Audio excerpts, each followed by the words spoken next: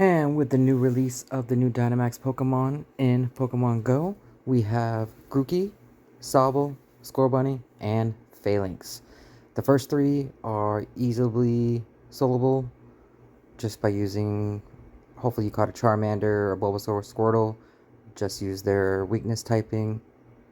Pretty easy to do. Grab those. But most of you are probably wondering if you can solo Falinks, and that is yes, you can. So let's go ahead and do a play-by-play and show you how to do this.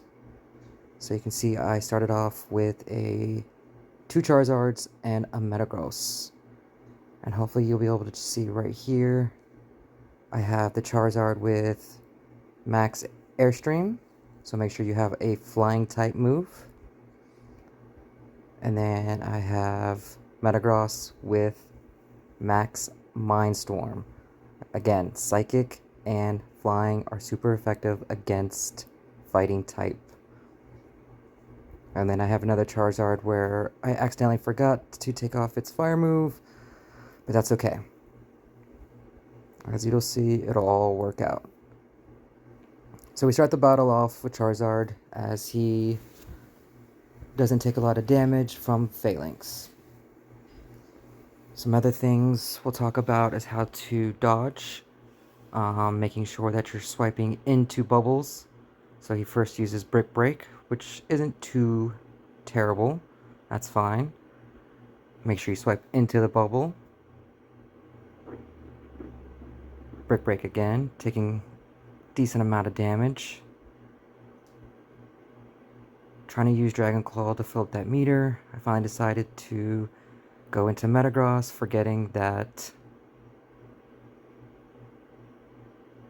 fighting and his bug type does a lot of damage to me. So, take a lot of damage, so it's not a good idea to have Metagross out and use him whenever you do finally get to Mega Evolve. So I almost lose him. I decided to go ahead and swap out here. Now another thing you have to remember, the dodging. As you can see, look, took very little damage. So when those icons pop up, those three little blinking lights, before they start flashing, before is whenever you want to swap into or swipe across the screen to make you dodge that attack and take very minimal damage.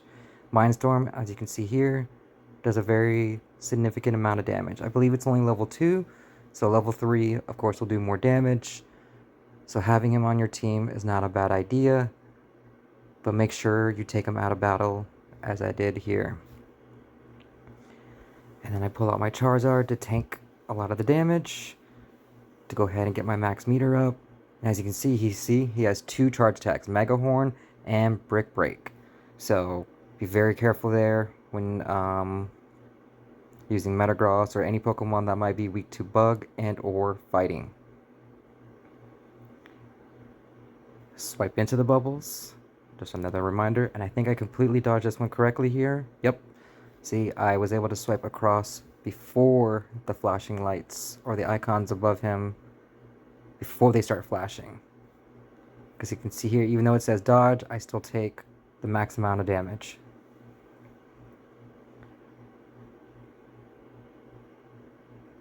So my other idea or to properly prepare is I would at least have healing on one of your Pokemon.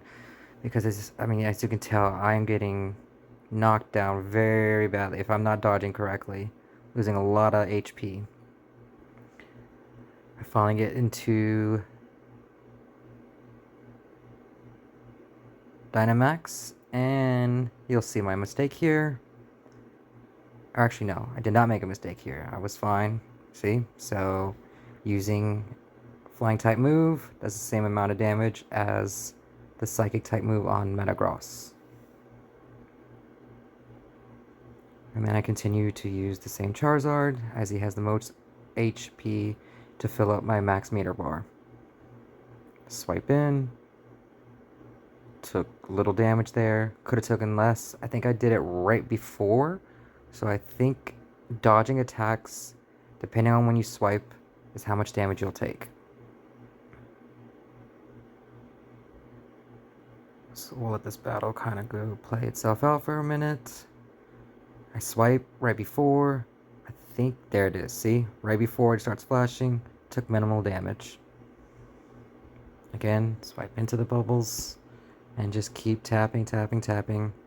And getting that max meter up. Fire Blast. Or Dragon Claw to help you fill up that max meter.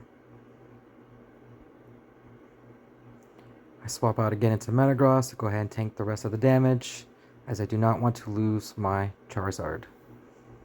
And of course I forget to block here or dodge, and Metagross goes down. And then this is where I made my mistake and bring in the wrong Charizard. This is the one with Max Flare. So I go ahead and heal up a little bit, just in case if I have to tank some more damage.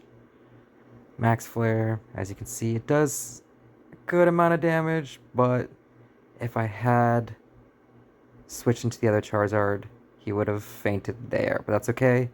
You keep going. Fire Blast does enough damage to finally go ahead and take down Falinks. So, a couple mistakes there, but as you can see, even with those mistakes, you can definitely solo Falinks. Not as easy as I thought it was going to be. I believe that Metagross was a little bit easier, in my personal opinion. I think maybe if I had chosen the correct Pokemon and had the right moves, which I did, I just forgot that Metagross is weak to both fighting and bug-type moves, and I missed a couple dodges. So, if you are planning on soloing Falinks, I would recommend 2 Charizards with a flying type move and Metagross on the back end if you have a good Metagross, and make sure you don't have your Metagross out there doing the fighting and using the Charizards to come in and do their max attack, and probably have at least level 1 heal and or guard somewhere in there. As you can tell, this battle I was definitely taking more damage than I was against the last battle against Metagross. Alright everyone, there you go. Get out there. Totally doable. If you don't have the right Pokemon right now, I would go ahead and gather up the MP that you need and get those Charizards and a Metagross to the correct level of their attacks and healing, and you'll be able to take down Falinks all on your own. Alright everyone, good luck, and I'll see you in the next one.